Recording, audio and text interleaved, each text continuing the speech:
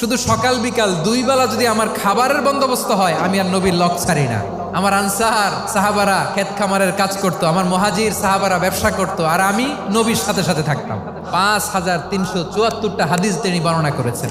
সবচেয়ে বেশি হাদিস বর্ণনাকারী সাহাবী আবু হুরায়রা রাদিয়াল্লাহু তাআলা আনহু। বিড়ালের বাবা কি করতেন? খালি হাদিস মুখস্থ করতেন। হাদিস প্রিজার্ভেশনের কাজে বিশ্বনবী ওনাকে কাজে লাগিয়েছেন। উনি একদিন বলেন, ইয়া রাসূলুল্লাহ আসমাউ মিনকা কাসীরান ফালা আহফাজু। নবী, অনেক কথা শুনি, আমার মনে থাকে না। বিষ্ণু বললেন, তাই তোমার চাদরটা বিছাও। আবু হুরায়রা বিছালেন। বিশ্বনবী হাত বুলায় দিলেন। এরপরে অনেক হাদিস বর্ণনা করলেন। আবু হুরায়রা বলে, তারপর থেকে বিশ্বনবী যাই বর্ণনা করে আমি শুনি আর একটাও ভুলি না। এখন সুবহানাল্লাহ। বিশ্বনবী ওনাকে নবীর এই যে লক্ষ হাদিস প্রিজার্ভেশনের এই দায়িত্ব দিয়েছেন সাইয়েদনা আবু হুরায়রা রাদিয়াল্লাহু তাআলা আনহুকে। আপনারা কি খেয়াল করেছেন কত বড় চৌকস ট্যালেন্ট হান্টার ছিল আমার নবী? এক একজনের এক এক ট্যালেন্ট, এক একজনকে এক এক দায়িত্ব দিয়েছেন, এক একজনের প্রতিভাকে এক একভাবে বিকশিত হওয়ার সুযোগ দিয়েছেন। আওয়াজ করে বলেন ঠিক কি না?